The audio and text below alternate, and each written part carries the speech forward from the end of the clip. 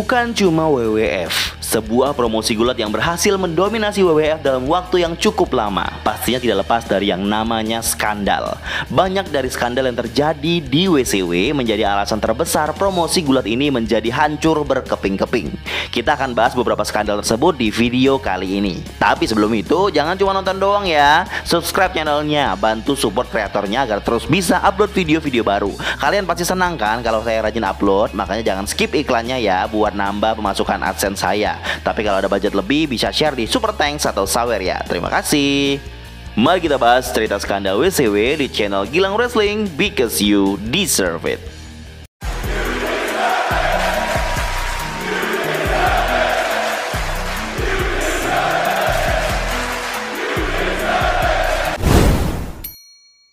Sebelumnya, buat yang ingin tahu cerita asal mula dan berakhirnya promosi gulat WCW, silahkan bisa nonton di channel ini ya. Yang pertama, WCW merekrut pegulat kriminal. Di suatu masa, seorang pegulat profesional bernama Art Barr dituduh melakukan pemerkosaan. Tetapi ia berhasil lolos dari penjara bertahun-tahun karena kesaksian dari korban pemerkosaan yang dianggap tidak pasti. Walau begitu, tindakan kriminal tersebut membuat acara gulat profesional di daerah kejadian pemerkosaan tersebut di Oregon dilarang. Ini jadi konfirmasi tidak langsung kalau sebenarnya Art Barr bersalah. Setelah insiden tersebut, Art Barr sulit dapat pekerjaan di promosi gulat. Sampai suatu saat, WCW memutuskan untuk mengontraknya bergabung. Sebelumnya, Art Barr ini cukup dikenal karena sering tag team bersama Eddie Guerrero. Karena WCW tidak mau banyak orang mengenali Art Barr karena kasusnya terdahulu, WCW kemudian memberinya gimmick wajah bermake up tebal. Ini terjadi di hari-hari sebelum internet merajalela. Itulah mengapa banyak orang yang tidak tahu kalau pegulat ini adalah Art Barr bekas tersangka pemerkosaan. WCW berhasil menghindari kontroversi selama bertahun-tahun sampai akhirnya Art Barr keluar dari WCW. Yang kedua, perkelahian besar di backstage. Di awal masa keemasan WCW, sudah jelas babyface paling besar ialah Hulk Hogan. Selain bergulat, Hogan juga disibukkan dengan syuting film. Agar dia tidak kembali lagi ke WWF saat itu, WCW menyiapkan Hogan sebuah feud besar melawan heel terbesar WCW saat itu, Big Van Vader. Bahkan WCW sudah menyiapkan rencana akan membuat Vader menang title dalam episode kedua Monday Nitro. Tetapi sebuah miskomunikasi membuat sejarah gulat berganti untuk selamanya. Di masa ini, Mr. Wonderful Paul Orndorff masih sebagai pegulat aktif, tetapi ia menghabiskan masa karirnya di WCW sebagai agen atau orang yang memastikan pegulat datang sesuai jadwal dan tepat waktu, serta memberikan arahan apa yang harus dilakukan pegulat setelah itu. Pada suatu hari, Orndorff mencari Vader yang belum juga datang padahal sudah waktunya photoshoot. Karena Vader dianggap tidak disiplin, ia mulai berkomentar jelek, menggibah, menggosip Vader ke banyak orang. Saat itu, Vader memang datang terlambat, tetapi ia lambat karena pemotretan lain yang molor. Ketika ia datang, ia mulai mengetahui tentang gosip yang disebar oleh Orndorff. Vader kemudian menemui Orndorff dan mendorongnya. Ia mulai mengumpat Orndorff dengan kata-kata vulgar. Orndorff bukan diam saja, ia menonjok Vader dan membuatnya jatuh ke lantai. Orndorff langsung menginjak-injak kepala Vader sampai ia berdarah. Tetapi malah Vader yang dipecat setelah insiden itu karena ia dianggap memulai perkelahian. Kemudian rencana untuk Vader menang title dibatalkan. Hogan memegang title lebih lama dari rencana. Dalam sebuah interview, Vader mengaku saat itu ia tidak mau memukul Orndorff duluan karena ia agak takut untuk memukul orang tua. Atau mungkin alasan aja ya. Berantem pakai gunting.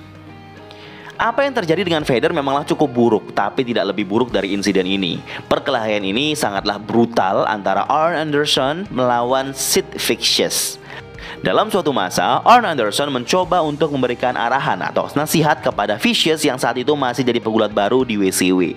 Tetapi Vicious saat itu sedang merasa jumawa karena mulai populer di WCW. Ia tidak mengindahkan apa yang dikatakan Anderson. Tensi antara mereka berdua semakin memanas minggu demi minggu. Ini terjadi saat road trip di sebuah hotel. Vicious mendatangi kamar Anderson. Dari titik itu, sesuatu menjadi tak terkendali. Mereka berkelahi. Dalam perkelahian tersebut, ada suatu momen di mana Sid mengambil sebuah gunting dan menusukkannya ke tubuh Anderson 5 kali. Dan Anderson juga berhasil merampas gunting tersebut dan membalas menusukannya bertubi-tubi ke badan Vicious hingga sekitar lebih dari 12 kali. Di perkelahian tersebut, Anderson mengalami luka organ dalam hingga ke paru-paru. Kedua pegulat tersebut bisa diselamatkan dan mereka butuh banyak jahitan.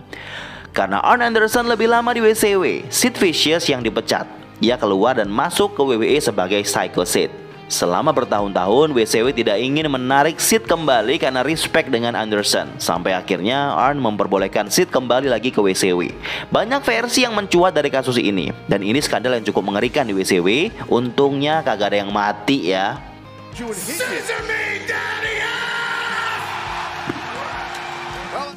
Big Show memukul fans. Badan besar bukan berarti nggak ada yang berani nantangin berantem. Ini terjadi pada Big Show. Sewaktu di WCW, Big Show berperan sebagai The Giant. Dan ia disebut-sebut sebagai anak dari Andre The Giant. Tentunya secara storyline atau kayfabe ya.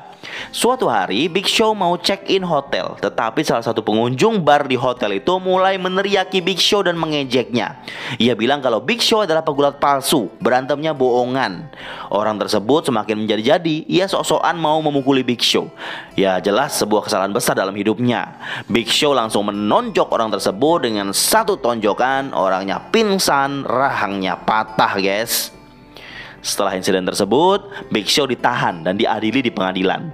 Ia berhasil lolos dari jerat penjara karena terdapat video dari insiden tersebut yang menunjukkan kalau dia hanya membela diri. Kita tahu Big Show mulai menggunakan pukulan maut sebagai finishernya ketika di WWE. Tapi memang bakat tinjuan tersebut sudah terbukti sejak ia berada di WCW. Hayo, siapa yang suka bilang SmackDown bohong-bohongan? Mau ditonjok Big Show?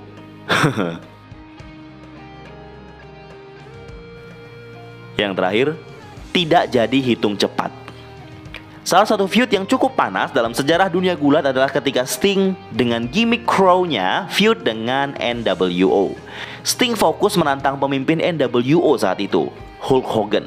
Selama berbulan-bulan, WCW menampilkan konfrontasi antara mereka berdua. Sampai akhirnya, match pamungkas dischedulkan untuk Starrcade 1997, di mana title WCW NWO dipertaruhkan di sini. Sting versus Hogan menampilkan pertandingan wrestling yang cukup spektakuler. Sampai satu kesalahan terjadi. Hogan finisher leg drop ke Sting dan pinfall, dan wasit menghitung. Wasit dalam match ini adalah Nick Patrick. Ia menunjukkan keberpihakannya ke NWO di storyline ini. Jadi skenarionya harusnya ia membantu Hogan menang dengan menghitung cepat. Jadi saat Hogan pinfall, Patrick mulai menghitung 1, 2, 3. Tetapi yang terlihat bukan hitungan cepat, tetapi hitungan normal seperti biasa. Bukan 1, 2, 3, tapi 1, 2, 3. Semua yang tahu skenario seharusnya, mereka tampak kaget. Karena skenario selanjutnya adalah Bret Hart masuk menyalahkan wasit yang hitung cepat, dan ia menghajar wasit dan menggantikan posisi wasit. Nah karena wasit gak jadi hitung cepat, entah karena dia lupa apa gimana, Bret Hart tampak bingung. Sting jelas kalah clean, bersih, dan gak ada hitung cepat. Dia mau protes apa coba? Tetapi Bret Hart tetap melanjutkan skenario, dan komentator membantu dengan menyebut-nyebut kalau itu hitung cepat. Padahal jelas-jelas penonton lihat itu hitungan normal dan Hogan menang bersih. Skenario ya berlanjut tetap. Bret jadi wasit dan Sting berhasil menang setelah submit Hogan, dan Sting jadi new champion. Banyak teori penonton yang ramai diperbincangkan setelah itu. Saat itu Hogan disebut tidak mau kalah secara clean dari Sting. Jadi dia merencanakan hal tersebut dengan wasit tanpa sepengetahuan WCW untuk melindungi karakternya. Ini banyak jadi perdebatan hingga sekarang. Tapi saat ini mayoritas orang percaya kalau ini murni kesalahan Nick Patrick yang lupa skenario. Sebenarnya ada lagi beberapa skandal besar di WCW yang cukup dikenal, seperti Finger Poke of Doom, WCW title Ric Flair di WWF, spoiler dari Eric Bischoff, dan lain-lain. Cerita skandal tersebut sudah saya ceritakan di video saya yang lain. Silahkan ditonton dulu semua ya, gak banyak kok. Dari semua skandal tersebut, mana yang paling heboh? Silahkan komen di bawah.